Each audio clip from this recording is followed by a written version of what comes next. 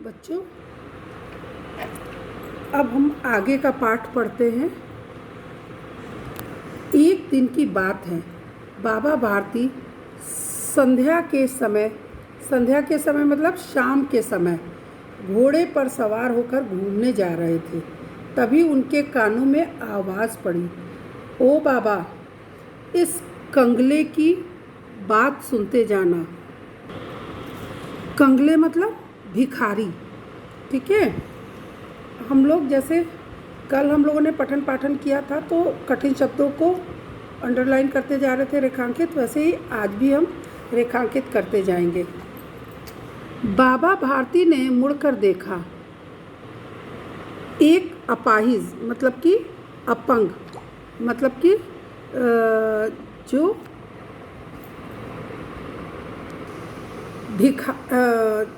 जो विकलांग हो, वृक्ष मतलब पेड़ की छाया में पड़ा कराह रहा था।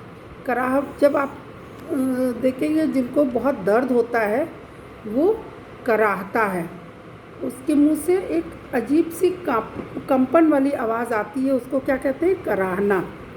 वे उसके पास पहुँचे और बोले, क्यों, तुम्हें क्या कष्ट है?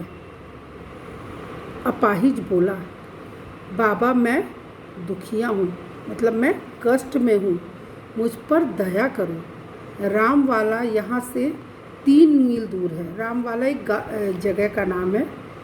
मुझे वहीं पर जाना है। घोड़े पर चढ़ा लो, परमात्मा भला करेगा। परमात्मा मतलब ईश्वर, भगवान। बाबा भारती ने घोड़े से उतरकर अपाहिज को घोड़े पर बैठा लिया और स्वयं मतलब खुद उसकी लगाम पकड़कर धीरे धीरे चलने लगा। लगाम मतलब घोड़े के नाक और सर से एक रस्सी बंधी होती है ना, जो कि घोड़े को काबू में करने के लिए लगाया जाता है, उसको पकड़कर बाबा भारती धीरे धीरे चलने लगे।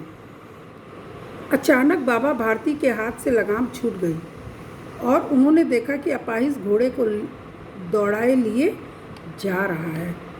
दौड़ाए को हम रेखांकित करेंगे। उसके मुंह से भय, आश्चर्य और निराशा मिश्रित, मतलब मिला जुला, डर, आश्चर्य और निराशा मतलब दुखी, ये तीनों चीज़ों का मिश्रित चीख निकल गई। वह अपाहिज और कोई नहीं, डाकू खड़क सिंह था। बाबा भारती थोड़ी देर चुप रहे, फिर पूरे बल से चिल्ला कर बोले, ज़रा ठहर जाओ। खड़क सिंह ने कहा, बाबा, अब यह घोड़ा नहीं दूंगा। बाबा ने कहा, परंतु, मतलब कि किंतु या लेकिन, एक बात सुनते जाओ। खड़क सिंह रुक गया।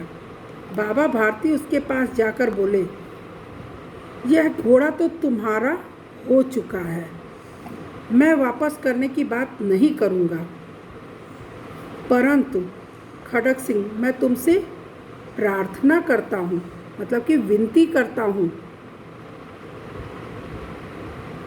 उसे मना न करना, नहीं तो मेरा दिल टूट जाएगा। दिल टूटना भी एक मुहावरा है और इसका मतलब होता है कि मुझे बहुत कष्ट होगा।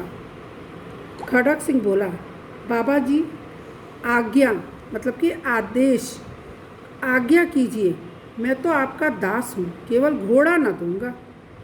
बाबा भारती ने कहा, मेरी प्रार्थना केवल यह है कि इस घटना को किसी के सामने प्रकट न करना। प्रकट न करना मतलब कि किसी के सामने मत कहना। खड़क सिंह आश्चर्य में पड़ गया, उसकी समझ में कुछ नहीं आया, तो उसने बाबा भारती से पूछा, बाबा जी, इससे आपको क्या डर है? बाबा भारती ने उत्तर दिया, यदि इस घटना का पता लोगों को चल जाएगा तो कोई भी व्यक्ति किसी गरीब पर विश्वास नहीं करेगा।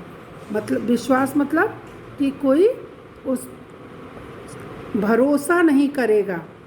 इतना कहकर बाबा भारती चले गए, परंतु शब्द खड़ग सिंह के कानों में गूंजते रहे।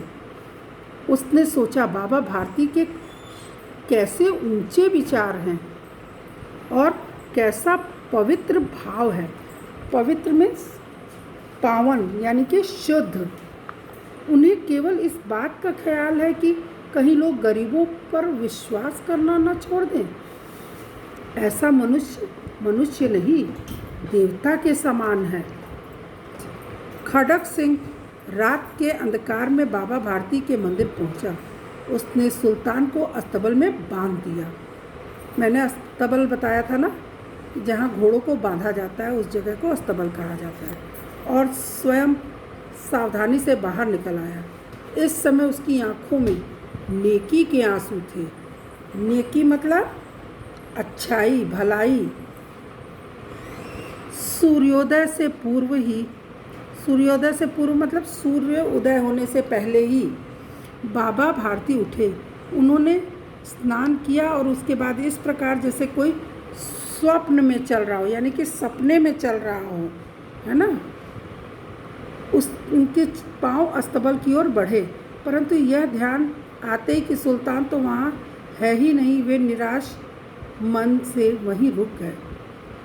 अस्तबल में बंधे सुल्तान ने अपने स्वामी मतलब अपने मालिक के पाँव की चाप पहचान ली, मतलब कि चाल, आहट, और जोर से हिनहिनाया।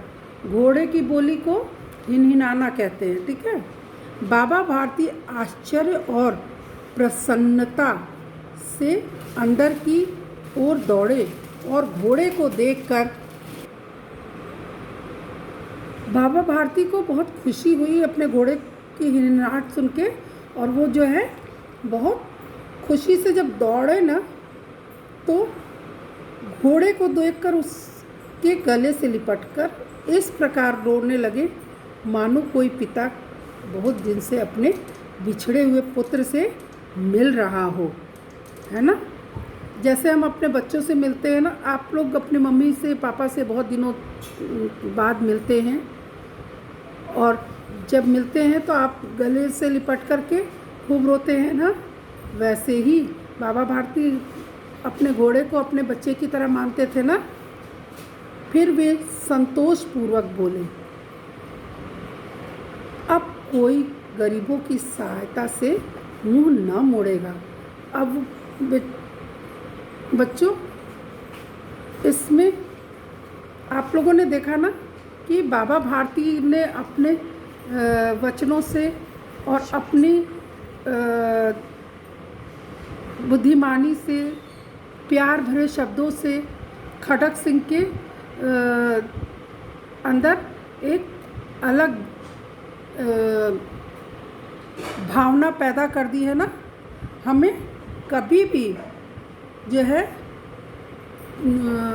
विश्वासघात नहीं करना चाहिए, ठीक है। विश्वासघात करना बहुत ही गलत बात होती है।